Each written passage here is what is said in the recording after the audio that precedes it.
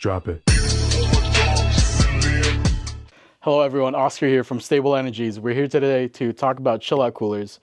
We'll show you how it works, basic setups, and also different types of coolers for different types of racing. We'll start off with a NACA duct and a plenum setup. With the help of an inline blower, it'll force air through the system, which will cool the coolant formula mixed with water. Then it'll go through the lines and chill the system and maintain your body temp to help you focus throughout the race. We also have Chillout remote control where you can fix mount to your dash or to any panel. It's the same as a display monitor that you have in the cooler itself.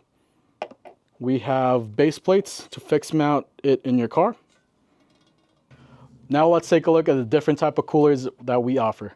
We have the standard Quantum V3, ideal for your track day or your time trial racing. We also have the Quantum Pro with stronger output and larger fluid capacity, ideal for your endurance team racing. We also have the Cypher Pro, designed to be a lightweight, small form factor cooler.